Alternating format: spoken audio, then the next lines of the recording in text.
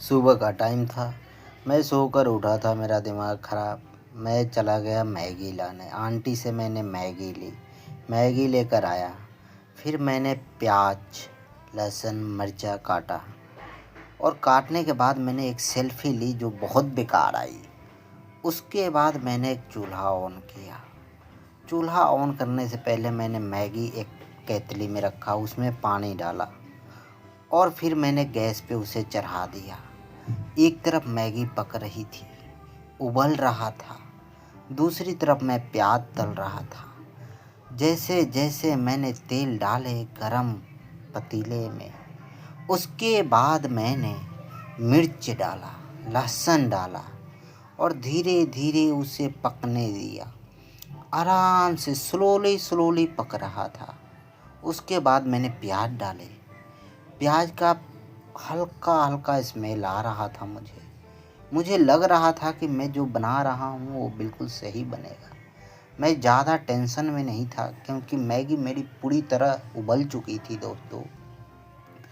मुंह में पानी भी आ रहा था और साथ में जब मैंने पतीले की तरफ देखा तो प्याज जलने लगा था। फिर मैंने उसे चलाना शुरू किया। चलाते चलाते मुझे ध्यान गया कि मेरा मैगी पूरी तरह उबल चुका है दोस्तों। अब मैं करूँ तो करूँ क्या? फिर मैंने टमाटर डाले और टमाटर डालने के बाद उसे हल्की हल्की चलाया मैंने जब तक मैगी तैयार था और मैंने गैस बंद कर दिया। फिर मेरा ध्यान प्याज की तरफ गया कि जल रहा था। फिर मैंने मैगी मसाला डाला और मैगी से मिला मसाला भी डाल दिया था दोस्तों। और फिर मैंने उसे स्लोली स्लोली आंच पे, धीमे आंच पे पकने दिया। जैसे जैसे सुगंध आ रही थी, दिल को आनंद आ रहा था। फिर मैगी वाली पानी भी डाल दिया मैंने। देखा कि हल्की हल्की ग्रेवी तैयार है मेरी और मैं बिल्कुल तैयार था खाने के लिए। लेकिन उसके पहले मुझे इंतज़ार करना पड़ता और इतने में मेरी भूख बढ़ चुकी थी दोस्तों।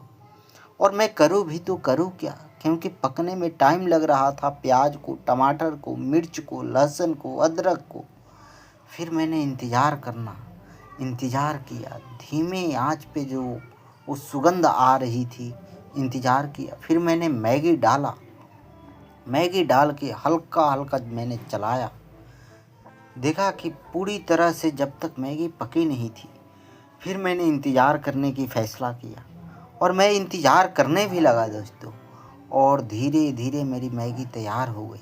फिर मैंने मैगी को एक थाली में निकालने की कोशिश की जब तक मेरा हाथ जल गया। फिर मैंने दूसरे कपड़े लिए, उससे मैंने निकालने के बाद मुझे याद आया कि मैगी ऐसे नहीं खा सकते दोस्तों, ये तो गर्म है, इसके लिए हमें थोड़ा इंतज़ार करना तो पड़ेगा।